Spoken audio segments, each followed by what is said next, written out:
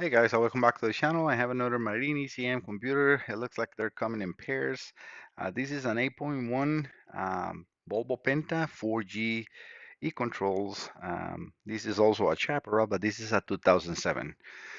We were working before in one from Ian hands-on, but that was a 2012 and a little different. I mean, even though they look close or similar on the outside, well, we can see this a little more corroded and beat up. I mean, 2007, right? Almost 20 years old. All right, so let me read. I have, and I can not show too much, but he sent me all the information in here. So I'm going to just keep you guys focused on the screen and I'm going to read a little bit.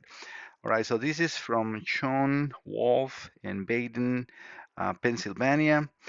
He said, Hi Mike, although I put my boat in winter storage, I would like to get my ECM evaluated to repair. I have the ECM, and can ship.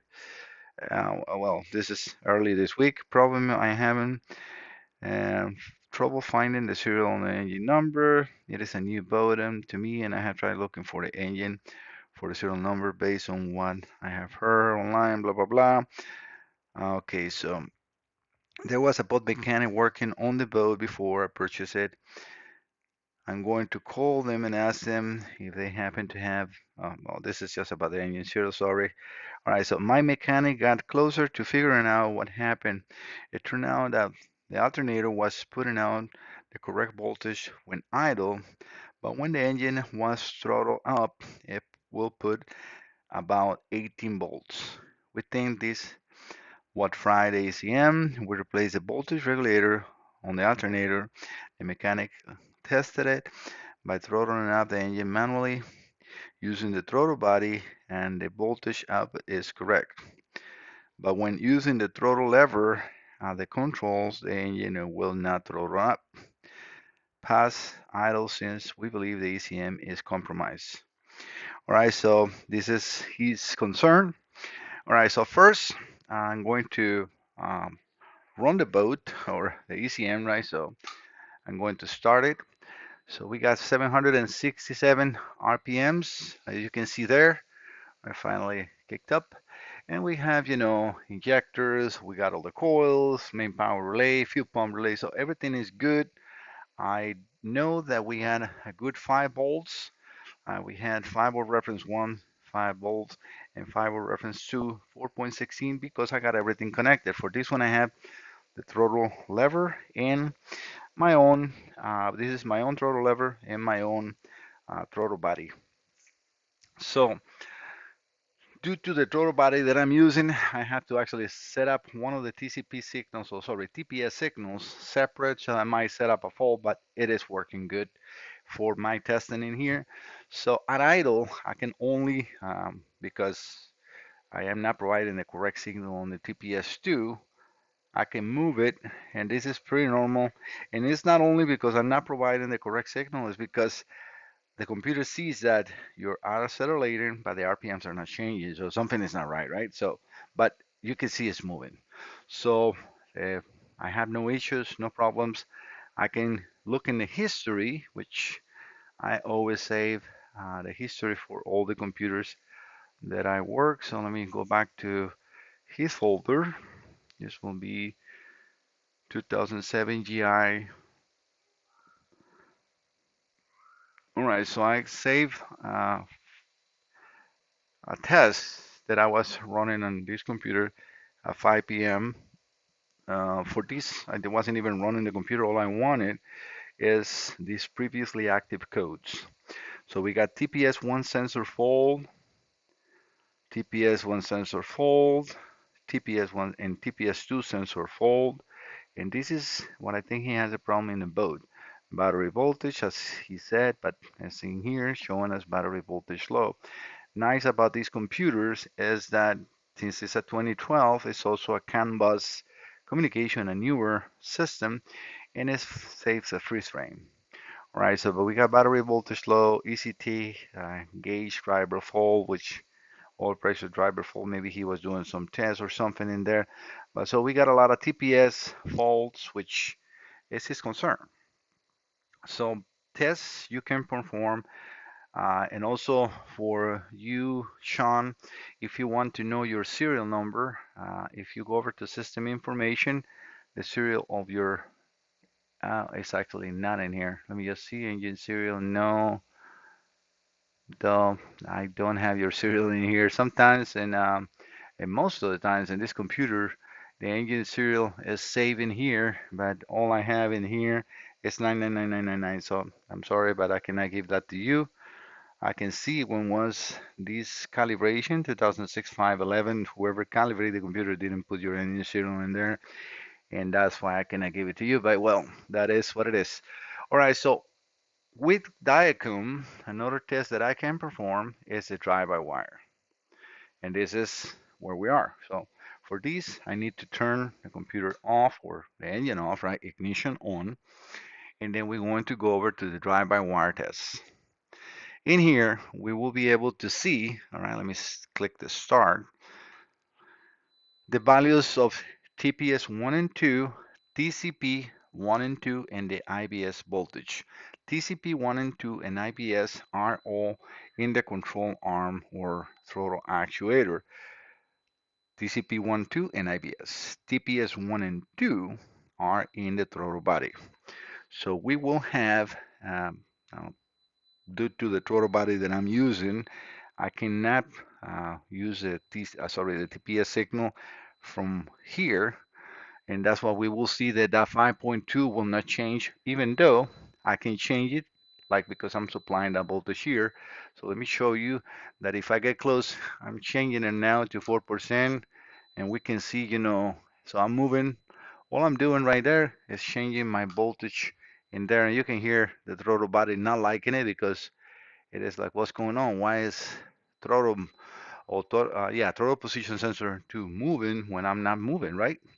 But so that will create a fault, but we can see that the computer indeed is reading the sensor.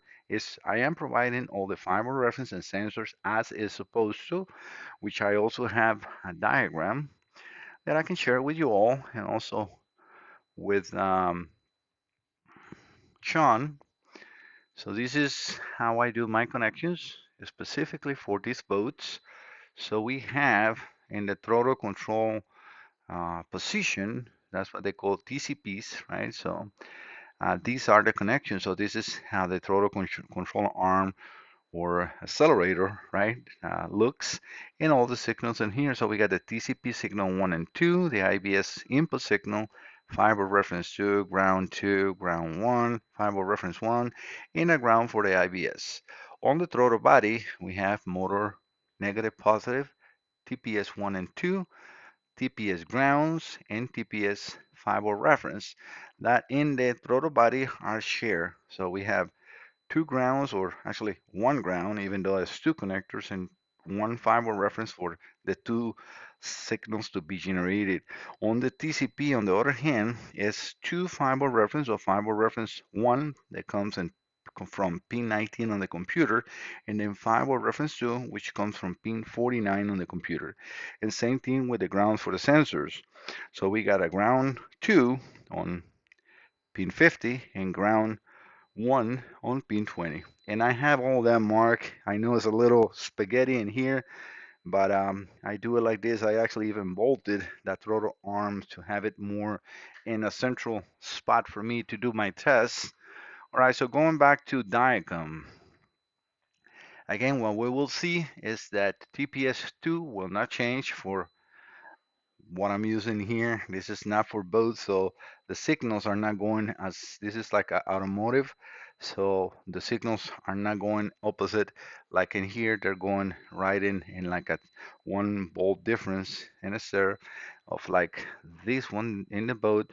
One goes up, the other one goes down. So, but me disconnecting TPS2 is not a problem because I can actuate this and I can prove that. So, all I'm doing right now, I am in the test, is moving this lever, and as you can see, I can go from 0 to 100%. All again is coming from the computer. The computer is the one is providing the power, the grounds, and moving this motor from 0 to 100 with no issues. So there is absolutely nothing wrong with this computer. All right, so What I'm going to show now is the values while I'm moving this. So I'm going from 0 to 100. On the TPS, we can see TPS2 not changing, but the TCP, it is. So things that you want to do when you're testing this on the boat is either you connect an oscilloscope on the signals and you tap on the control arm, because most of the problems that we have or I have seen are in the connector on the TCP or the control arm, right? The accelerator or the actual harness. But Shawn, your computer is working 100% and there's nothing wrong with this. I hope that you all guys like and understand the honesty of my work, because I can call this customer and tell them, oh yeah, the computer is bad and I can repair it, send it back to him, and then, oh, but it's doing the same. Well, no, yeah, I can show you your computer is working 100% and just pay. But that's not how we do it. That's not how I do it. I charge for repairs that I need to do, not just the ones that don't need to be done, because I know a lot of facilities that we just send your computer, good or bad, it's a repair. That's how they see it. Doesn't matter if it's 100% good, it's for repairs. It's $1,000, $2,000 to repair the computer, send it back to you. Oh, the promise, we repair your computer, we didn't repair your boat or your vehicle. You deal with your mechanic on the vehicle, we don't. But yeah, so in here, I want to share that everything is working 100% and how you can perform this test. So even if we miss one of the signals, everything will work. Because if I connect the TPS2, and I'm going to show you that. So if I disconnect this sensor signal, I want you to see that the TPS2 goes to 100. If that is open, it will not work. Well, actually, now it's working. Let me just see, because maybe it's only if I have it connected, which is right here. Doesn't like me touching that signal. You see what is happening? And this is exactly what would happen right now with this connected. You see? Now with it connected, you see right now, it's still reading the 100%, but it's not reading 5 volts. It's now reading 0.47. So, and now the throttle body doesn't move. You see? Because I'm now moving here, but nothing is happening here. So, as soon as I unplug TPS2, now it's not liking it again. So let me plug that here, because it's definitely not liking it. It's trying to find its position, because it can see that it went from 0.47 to now 4 volts something, right?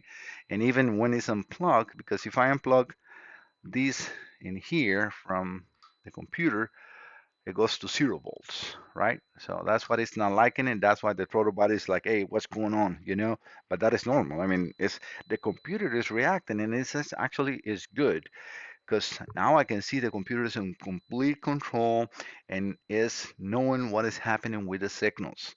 Again, as soon as I do this, now, as you can see, I can accelerate. All I did was move that signal from the connector, which again is the design of the throttle body that I'm using. And if as long as I plug it in there or I leave it open, my throttle body is happy. And I can go from 0 to 100 with no problems. So, yep. All right, Shawn, this is going to be just a test on your computer, but everything is good, and I will be posting this shortly for you. I hope that you guys all like my content and my explanations. If you need a little more in depth of how the actual diagrams work, so let me stop this test. I have all the information, and I don't mind sharing that, because that's how I do my my testing. So a lot of people is going to ask me, I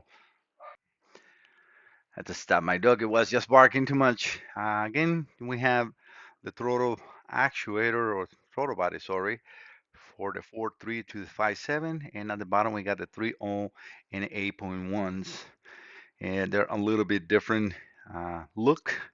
Most of the internals and signals are going to be close, let's say. But yeah, so we can see how this work as far as the throttle actuator. We have uh, two fiber references. This is like two 3-wire sensors. They are sharing the sensor ground and the fiber reference, but two signals are coming from the throttle actuator to reach the computer and report the position of that throttle lever.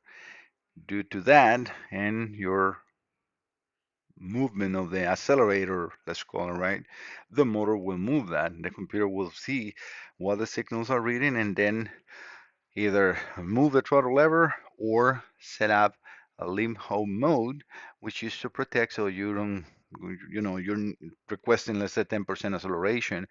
And if the signals are not correct, this will just let you accelerate to 15%, 20%, so you can get home, but not to destroy the engine because it's revving up to 6,000 RPMs and you cannot stop it. So that's why they do this, and that's why it's a redundant signals in the TPS and on the TCPs. All right, guys, thank you so much for visiting the channel. I hope again you like the content and subscribe to the channel. That really, really will help me growth and try to put more content as I can. Also on the shop working on BMWs. Talk to you later. Bye bye. Have a good night.